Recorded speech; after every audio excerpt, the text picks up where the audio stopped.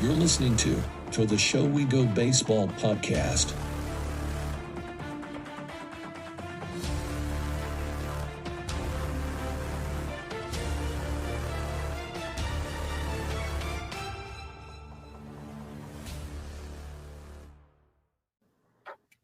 What's going on, everybody? Welcome into episode 32 to the Show We Go, featuring Chris Henrique and myself, Andrew Parker. If you didn't catch the last episode, we had Justin Hageman. He was trade acquisition by the Red Sox this past year in Worcester, and so please go check that one out. Justin's a great talk. New Jersey guy through and through. And that leads me actually to our guest today. We have a Boston Red Sox, actually, not Worcester Red Sox. He's a 40-man roster member. It's Joe Jacques, everyone's favorite lefty. So, Joe, wanted to, before we dive into some baseball things in a little bit, just kind of want to talk. You're talking off air a little bit about you getting engaged, but how has this offseason been? What kind of things you've been up to? Yeah, it's been a good start so far. I got engaged about a month ago to a longtime girlfriend. Finishing my last MBA class, so I should be getting my master's in December. And then, just about a month into my workout and throwing program. So everything's going good. Was that a long time coming for the MBA as well? Like, were you after you turned pro, were you kind of like, I want to do this? Was that kind of planned ahead of time? Well, so I had the 5 years in college. I did the fifth year and took some MBA classes during that year. So I kind of have just been chipping away on like all my off seasons and finishing it. And this is my last class. So excited to be able to get that under my belt. Yeah, absolutely. So I guess my first question here, I just kind of want to start it off. It was a big year for you. Like, no way to put it any other way. It was, you made your MLB debut. You got added to the 40-man, obviously. You're still on the 40-man. So now that you've kind of had a chance to kind of like take a break, because I do remember something you told me, I think one of the last days in Worcester, you were like, dude, I am tired. You had an exhausting year, but now that you've kind of had a chance to take a step away and kind of be like, okay, this is how the year went. Like, how would you kind of describe your 2023 season? Yeah, I mean, I'd say I, accomplished what I was going for. It was obviously that first step was the debut, and I felt like coming over to the Red Sox in the Rule 5, it's like I just felt like obviously they saw something they liked, but it was also, this is a whole new organization. No one knows me. So it's like I have to prove myself all over again. And I feel like when I'm in a spot like that, it makes me perform better. But so, yeah, I mean, I thought I had a great year in AAA, had the ups and downs in the big leagues, but it was, I think overall, it was just a successful year for me. And so I know I had talked to you about some things, and you've obviously you talked to quite a bit of people, and the story on you getting called up was absolutely fantastic. Just being at Yankee Stadium and all that. So I'll steer away from that one just because I feel like you've answered that question a ton, and it's out there. But it was pretty cool, by the way, though, that I did ask you, like, hey, which series do you want whenever we were in the WooSox clubhouse? And you said, I want Yankee Stadium, and it happened. I don't know like if fate's like a thing or not, but I think that was fate.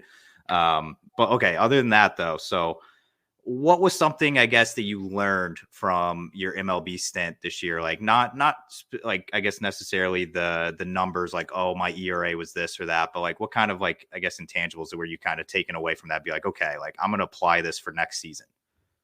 Yeah, I mean, I'd say you just got to be ready to go every day in the bullpen. Especially me, it's, if someone's going to get thrown into some situation like how Houck got hit in the face last year, it's like I'm the guy that's going in. So it's pretty much you got to be on call at all times. You got to be ready to go, keep your body healthy. Obviously, the long year caught up to me at the end, and I think that contributed to some of the struggles I had towards the end. But I think keeping my body in shape and arm in shape, so I'm able to maintain velo, all that, and hopefully increase velo as the year goes on. I feel like that's a big part of it. And Chris, I saw you on mute. I didn't know if you wanted to add something or. No, I was gonna throw out. Were there any sort of, obviously, again the call up, and stuff like that. But were there any other surprises for you though this past season between being in Worcester and being with the Red Sox that was kind of outside the norm for you, throughout your professional career? Not necessarily. I mean, it's always interesting to see the differences between, two organizations. It's my first time in another organization. But I mean, I think these guys do a great job. It was very hands-on from, the second I got there. It seems like, they have all the pieces in place to develop guys. And I felt like they were, hands-on with me, and it seemed like they actually cared about me. You know what I mean? So it makes you want to get better. It makes you want to win for, not only the players and like the staff, it's like the front office, all them. Like at the end of the year, it's like we're all one. So, but it was just really cool being in, getting up to the show for the first time, meeting guys like, Chris Sale. That's someone who I looked up to for a long time, and, just like similar arm slot, slinging lefty. And it's just good to know that he's like a really good dude. Like all those dudes in the clubhouse, Turner, all them, just a bunch of good dudes. So yeah, it was a good experience. And I guess I want to piggyback on that. So when you did get up to the Red Sox bullpen, like did you? Obviously you mentioned like Sale and some other guys, and you came from a bullpen that had I think 7 lefties in Worcester that you were competing against to get up to. It was absolutely insane how many left-handers were down there. But when you got up there, did you kind of bounce any ideas off of like a guy like Bernardino or any of the guys in the pen? Yeah, for sure. I mean, I got pretty close to Bernie. We're pretty similar. He's like a lower slot lefty too. And, he's got a similar mentality as I do. You want to have that like bulldog mentality in the bullpen. I think that was the big reason for his success. Like he doesn't care who he's facing. Like he's going balls to the wall the whole time. So we have a good relationship. Chris Martin, he was unbelievable this year, as locked down as it gets. He was a big time leader out there. Kenley, Pavetta, all of them. It was just cool being around them. Something I also thought like coming into the big leagues is I always wanted to see like what's these guys' stuff like that's that's keeping them here, like getting them these contracts, what makes them successful. And it's cool to see, like someone like Pavetta. I hadn't seen him throw that much, but that dude's stuff is electric, and it's like this is why this dude's been around for however many years. And you kind of see how these dudes operate. Marty, just as consistent, hitting all his spots. Like it's just it was an eye-opening experience.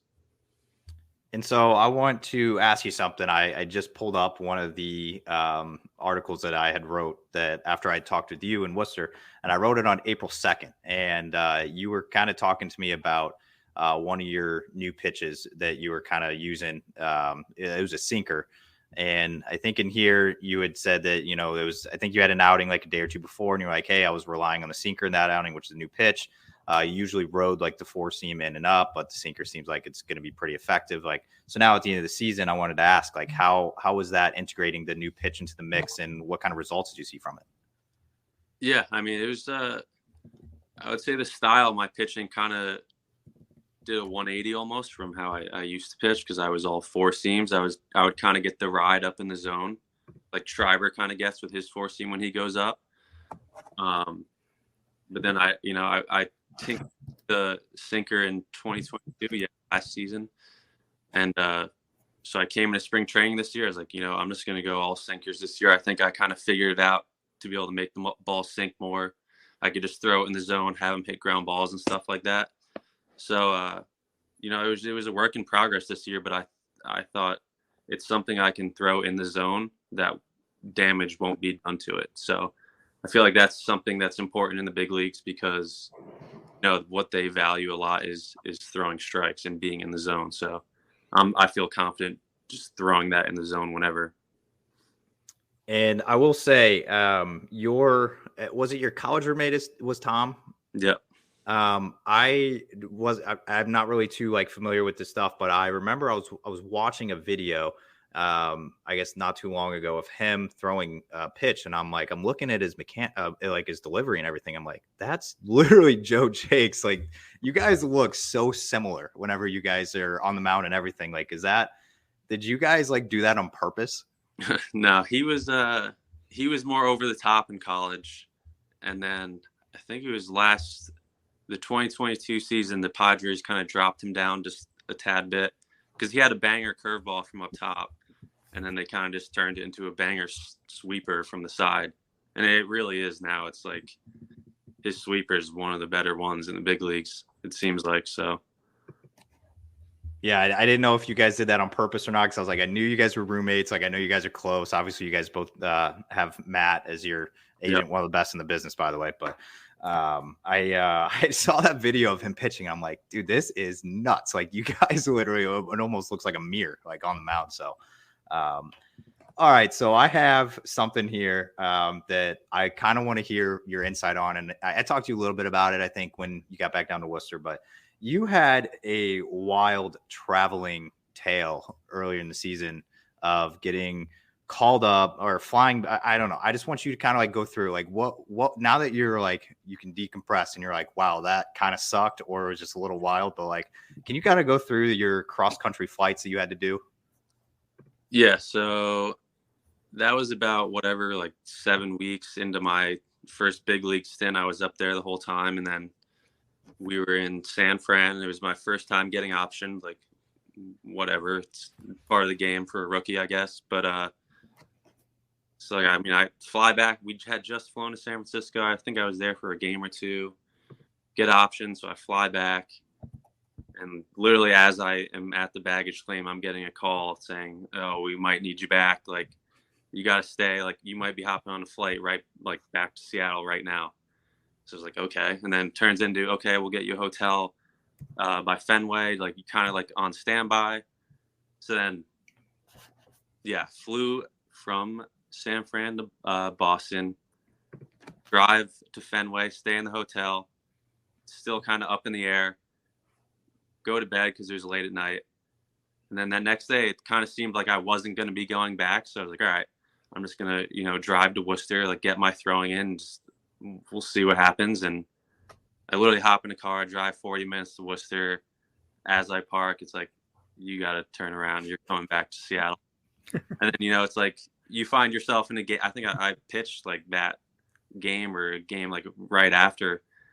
And it was kind of just tough, to stay fresh in that situation, just because I hadn't been able to like get my throwing in really. But it's kind of just part of it. I'm not complaining about it or anything. It's just, those are the things you kind of got to deal with as a rookie. So, yeah, I was going to say that was the one day I think that I was rooting for you not to get in that game, was that night, because I knew that you had just made 2 cross country flights within like 3 days of itself. So it's like, and then you happen to go in the game that night and you're just like, this guy needs a break right now. He needs a day to settle in. But what did you even do on the flights? I guess, like, were you I don't know, what do you do on the cross country flights?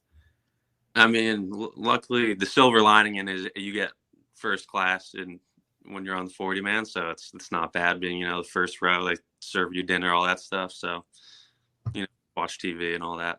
That's a good perk.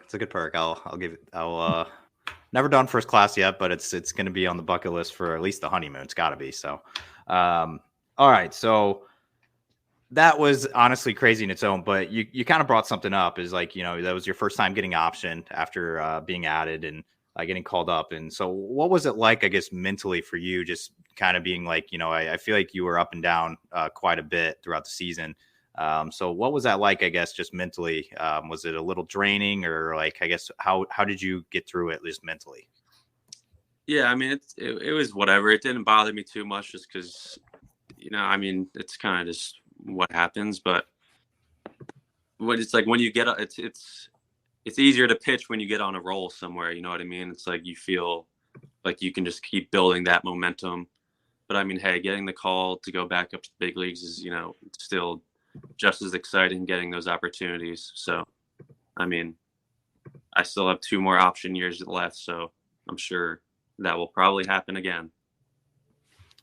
And so I wanted to ask you about something because obviously there's been a little turnover in the in the system and everything, but now with the new CBO being a former left-handed journeyman in the MLB, do you have any like thoughts behind it on like I guess just the hire and I guess just being like a guy that was in a similar role to you, just now he's leading the show?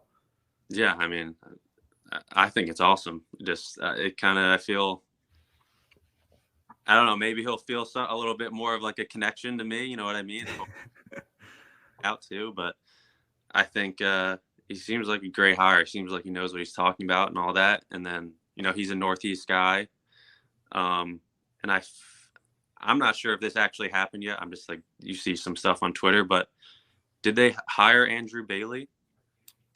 I think it's at the finish line. Yeah, it's not official, but I mean, when Ken Rosenthal's throwing that out there as it being close, Cotillo, Alex Spear kind of jumping in and writing articles on it. It's pretty much almost a done deal. Yeah, and so I mean, he's also another Northeast guy. I think he played at Wagner, and that's I played them in college. So, and I work out with Anthony DeSclafani, the Giants starter, every day in the off season, and Bailey was their pitching coach, and he spoke very highly of him. So, I feel like him, saying that, and also him being a Northeast guy, and Breslow coming in, I feel like it's exciting. You talked about a little while ago, how the Red Sox value guys who can throw strikes, and you kind of command with that respect, and that's something that he's kind of talked about quite a bit, even over the last, I don't know, now it's a month that he's been with the team, and if you kind of peek at some of the guys that he had kind of his thumbprint on with the Cubs, like Justin Steele may not throw exactly super hard, but a guy that goes out there, throws strikes, hits the strike zone, commands the strike zone. Is that something to where now that he's kind of taken over, Red Sox have already internally started to reach out to you guys and say like, hey, this obviously you want to throw strikes. That's a pitching philosophy, number one, but this is what, we want you guys to really focus on, work on. Has there been anything sort of communication yet from the team? No, not much too really. I feel like they're kind of just ironing out, getting their stuff in order, I guess. But I feel like guys are pretty early in their throwing programs and whatnot. So I feel like as we kind of get deeper into the off season, those calls will probably come. Does it feel good to you at all that with now being like the big craze lately has been the Rule 5? Does it feel good that you're not going to be going through that process this year? Yeah, it was interesting looking at it from a different lens, where I was last year. But yeah, I mean, that was still an exciting time for me, and it's going to be an exciting time for some of these guys that got protected or whatever. And even if you didn't, you get picked in the Major League Rule 5, you're guaranteed in the big leagues for whatever it is, a year or 90 days straight from opening day, something like that. And I mean, I was minor league Rule 5, and I made it to the big league. So, I mean, it's an exciting time for a lot of guys. It is a little crazy to me to think that you were not even the major league portion of the Rule 5. You were the minor league portion of the Rule 5 and ended up making your MLB debut months after the season started. So it's it's kind of crazy if you think about it. It's definitely a hell of a year. So, and well-deserved on the promotion. And that when you got called up, and I think I made this comment to you at one point, but your coaches in Worcester, Chad Tracy, one of them, Paul Abbott, another guy, they were a little upset that you were gone because you had turned into such a reliable guy. And I know Chad Tracy was, obviously he was happy for you to go up. I mean, yeah, it's a no-brainer, but he was deep down. He was like, it sucks because that's our most reliable guy. But what was your takeaways from playing under Chad Tracy and Paul Abbott this past year? Yeah, no, Trace is the man, runs a great clubhouse. Abby was also the man, I feel like he helped me a lot this year just with the mentality aspect. I think that was his best, the best part of his coaching game. But I mean, yeah, I feel like I've been spoiled with my AAA team so far. Polar Park, great park, great fans. And also Indianapolis is another beautiful park. So, yeah, I mean, and then I really had a great time this year. I couldn't say, even if I tried to say one bad thing about this year, I really don't think I could, just from everything that happened, just that my teammates, where I'm playing, just everything. It really was a special year. Yeah, it's kind of cool, from our side of it. We try to stay neutral, you know what I mean, and not be kind of, lean one way or the other. But when you take a step back and you look at the guys that were in the clubhouse and all of the journeys, whether it was positive or negative, again, someone like you went in, my impression, super quiet, you did your thing, very receptive whenever we wanted to, to kind of chat. But when it was your turn to get on the mound, it was all business. And you went out and you did your job. And it was also, just to Andrew's point, the way that the coaching staff and would even just talk about you. You know what I mean? I remember the conversation that Chad Tracy in the office of just, selfishly, again, wanted, you to be successful, be with the Red Sox. But it was like, damn, like, what if we lose him? You know what I mean? Like, in general, it just kind of goes to show, the impact that you guys have on a team and organization, coaches, just outside of stepping on the mound. So it definitely is, for you to go back and say, yeah, it was a special season. It certainly was. I mean, even your debut wasn't, normal. You know what I mean? It was kind of a unique experience. And I think those are, special things that you can build off of going into next season. Mm-hmm. Yeah. I mean, yeah, you just try to be a good teammate off the field and, hang out with the guys. But when you're on the mound, like you said, it's all business, I mean, as you've heard in those articles or stories, it's like I walked on. I always felt like I always have something to prove. So, like, when I'm on the mound, it's like I'm going to beat you. That's how I feel. So, were you relieved to be getting away from your spot in the locker room that was in the crossfire of the ping pong table? Yeah, that was the downfall. That was absolutely brutal. I remember I had one bad outing. I think I let up like a 3-run bomb or something, and I just remember getting pelted in the chest with a ball after. Just wanted to smash the table in half. But I got to get my skills up so I can hop on the table a little bit more next season. Yeah, Chris, go ahead. Sorry. So something that I've hadn't really got a chance to ask any of you guys, but separate to like just the WooSox experience. Do you guys ever wonder why they played the Home Depot theme song every time someone came out of the bullpen? I don't know. Did you even notice that every time there was a call to the pen, it was the Home Depot theme song? I don't remember Home Depot being a sponsor for the WooSox. I never understood why they played it. No, I mean, honestly, I didn't notice it. I just know that it seemed like whenever relievers were coming in, we were getting ads played. So I guess it was the Home Depot song or whatever. Every time. Yeah. I mean, that was the one thing that was kind of annoying, just not getting those songs played, but whatever it is, what it is. I noticed it with Taylor Broadway at first. And I was like, yeah, is Broadway like big Home Depot guy? Like it was, you know what I mean? Like even, like the away team, their like walk-up songs are the most random and obscure, like top 40 former hits that these guys would get. And then the guys who would get, to bat, at least they had walk-up music. I was wondering whether or not you guys even had the opportunity to say, hey, when I come out of the pen, I want this from my song. Yeah. I mean, we did. Like the first day you could, write down your, walkout song. And I feel like I'm pretty sure people mentioned it to whoever was up there at the time, but I don't know. I guess they didn't have time to run their ads. I do want to ask you on Bill next year, Andrew. Yeah. All right. Well, and then I think Ben's the guy that we probably need to talk to. So we'll definitely get that squared away, or we'll put some input in. But your song, though, I asked Matt about it because he kept saying he's like play levels. Like every single time you were like you got called up, and he was just like always like play levels. Like, what is that about? He when I first signed with him, he like makes like a post, like an Instagram post, and it's like, oh, like favorite song, like fun fact, whatever, of the guy he signs.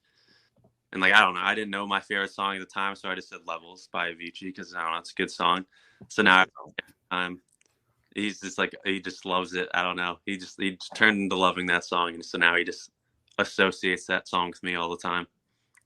Was that your song at Fenway whenever you came out of the bullpen? Was that No, that would have been your song at in Worcester? no, I honestly don't remember what I put in Worcester. But when I got up to Fenway, I didn't have one until like probably towards the end, and I did Simple Man. That's actually a classic. I love that. But yeah, I was always curious. He was like, play levels, like put it on blast or something. Like whenever you were making your debut, I'm like, what is this about? I have no freaking idea. But all right. So I want to ask you a question. You got to pitch Fenway quite a bit. What was your favorite part about pitching at Fenway Park? I would say probably you feel like you're on top of the hitter. I feel like that's probably one of my most favorite mound that I pitched on so far. Just, you feel your stuff just feels more electric on that mound. You feel like you're on top of them. And then just Fenway in general, I still get chills every time I'm out there for the national anthem. It's just like you're standing there looking at the monster, just like looking at just thinking I'm in Fenway Park about to play a big league game.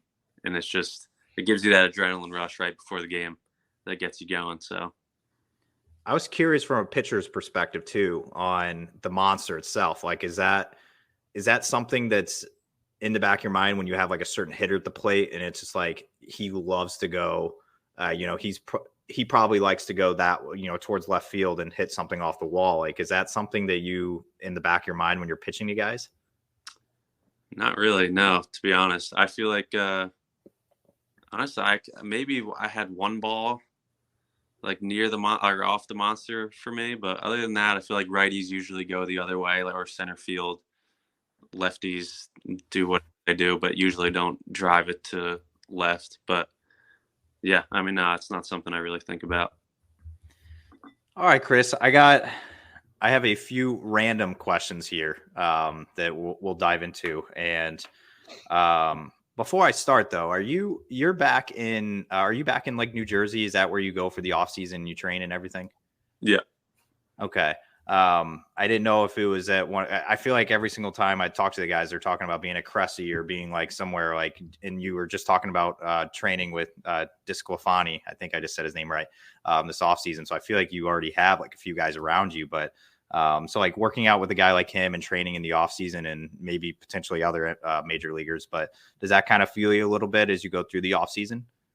Yeah, for sure. I mean, he's around a while. He signed a big deal, was a first rounder, I think. So he's been through it, and I've known him for a couple of years, but this is the first off season we're working out at the same spot. So we're developing a good relationship. And he was actually we were together at a wedding I think it was 2021 or 2022. And I had a good year in AAA with the Pirates, and I was like talking to him. I was like, dude, like why am I not getting called up? Like I thought I like did everything I felt like I deserved it, all that. And he was actually the one that was like, dude, big league teams, they love guys that throw strikes. Like you just have to be in the zone. So that was like pretty much one of my main focuses this year is like, I'm not going to walk anyone. Like I'm just going to pound the zone and, whatever the hitters do, they're going to do. So I feel like that comment from him actually, it really helped me get there. So. Yeah, I think there was like some weird stat about you didn't walk a whole lot of guys. I forgot what the stat was, but there was something either in 2022 or something where you'd only walked like 4 guys or something. I forgot what it was, but I think you had mentioned it early in the season that you're like, I don't walk people. That's like not what I want to do. And that's like what I'm sticking to. So, all right. So yeah, you're good. Okay. I was going to say, I was kind of just rambling there. So, but all right, my one off here, and I've asked every single guy on this, that's joined us this off season, your episode 32. So I've asked all the other guys, and I want to hear your input because you're a Jersey guy. You're not a Southern guy. So I feel like I know where this answer is going, but if you had to go to a fast food fried chicken place, where would you go? Fast food fried chicken. I would probably say Chick-fil-A. Okay. Even though I do it is somewhat overrated, to be honest. But So have you ever been to a Canes? I went there, I think maybe once coming up through the minor leagues. I don't remember much of it. Like there's that. What else is there? KFC. Zaxby's is the right answer. Zaxby's is solid. Yeah. Let's go. I don't have that big of a preference on it, but yeah, Zaxby's is solid, but I'd still say Chick-fil-A's probably got the one spot. See, Chris, I feel like I need to get a new question for the guys, the Northeast guys, because that's a big Southern debate. Is like, I feel like the Georgia guys, the Texas guys, that they're more like, okay, like Zaxby's, Canes, Bojangles, like all those things are everywhere. But I feel like for even like up here, it's like we don't have any of those. Just Chick-fil-A and then like a random Canes. Popeyes and KFC are the prominent. I mean, Canes is making its way up here. They just opened up. There's a spot near Fenway that just opened. I say near Fenway. It's probably like It's B 5-minute type of thing. There's a Canes that's opening near me. The problem is like I don't do fast food. So, but when Canes opens, I'll try like grilled chicken because I can't do the fried stuff. But missing out, man. the correct answer, Andrew, is always looking for this question is Zaxby's. He says there's no wrong answer. But when he asks the question, I immediately look at his face when he gets the answer and the sheer disappointment every time that Chick-fil-A's name comes first. Where It's all right, man. Where are you guys at in the off season? I just moved to New Hampshire. Oh, okay. Yeah, I'm in southeastern Mass. I'm actually closer to Providence than I am to Boston. It takes me like an hour to get to Boston. It takes me 20 minutes to get to Providence. Gotcha. It's pretty quick. Yeah, we moved up here to the land of nowhere because the fiance got a job up here in New Hampshire, a nursing job and everything. So it's like, you know what? Like it's a little, I don't know, it's a little more chill, a little more laid back. Mm-hmm. It's kind of nice. Reminds me of Missouri a little bit, so I dig it. You went to college in Manhattan, and I feel like people don't really truly understand, I guess, that college life for you had to be so different compared to everybody else. Like I went to college in in the middle of the United States and like the middle of nowhere. So it's like, I don't know. It's just, how was it in Manhattan? Like what was the college experience like? And I guess like just playing baseball there as well. Yeah. I mean, I loved my time there, but it's definitely different. I would say it's like a borderline JUCO, our facility. Like we didn't have a field. Or our freshman year, we played at Van Cortlandt Park, which was just like a Bronx public field. Like you go there to practice, and there's homeless people on it. Like, crazy shit going on there. But then we moved to Hudson Valley Renegades, which is like you think the Yankees minor league team now. And so we'd be driving up there hour 15 because, there's not much real estate for a baseball field in the city, even though we were in the Bronx. But, I mean, it builds character going to school there and playing ball there. I just can't imagine the college town being just being Manhattan. Like it's crazy to me to think about that. It's like, because I even saw just think about like Boston, like BU or any of those like Boston being your college town. It's just crazy to me. I'm used to like the SEC towns and all that where they're just kind of like by themselves.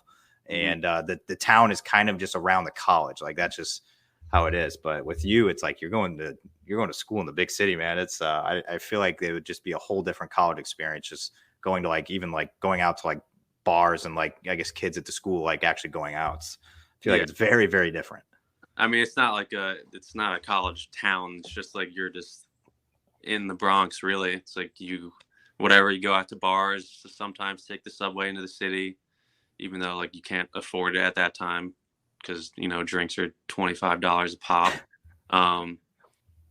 Yeah, there's no college town. It's just like you go to the bars, and if some sketchy local walks in, it's like it's time to go. So yeah, I went to a bar in Brooklyn. It was I think like 2016.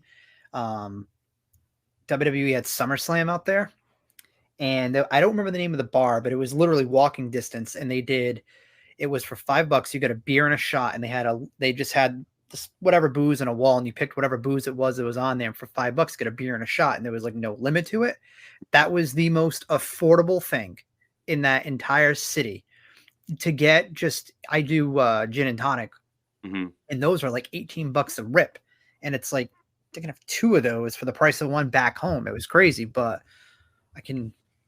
I also got lost out in Manhattan as well, which I'm not going to tell that story on the podcast, but yeah, and I got lost. I scared 2 Asian girls asking if I can use their phone because I didn't know where I was at.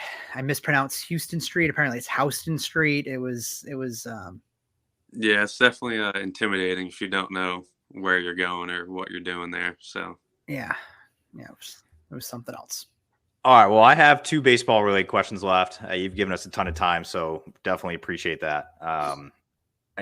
Going into this offseason, it's something that you've never, I guess it's new for you, as in like you're on the 40, you're just in a whole different spot. Like we talked about earlier, it's like, you went through the Rule 5 and everything last year. So you're in a whole different spot now. So I guess my question would be, how does your mindset changed, I guess, now that like you kind of alluded to it earlier, like, okay, like I see it through a different lens now, but what kind of things are you focused on now that you're on the 40 and you're going into an off season, like with a spot on it? To be honest, for me, it's my mindset really hasn't changed at all. It's still, I feel like I still obviously have something to prove because I do, it's like the 40-man spot isn't guaranteed. You don't know what can happen.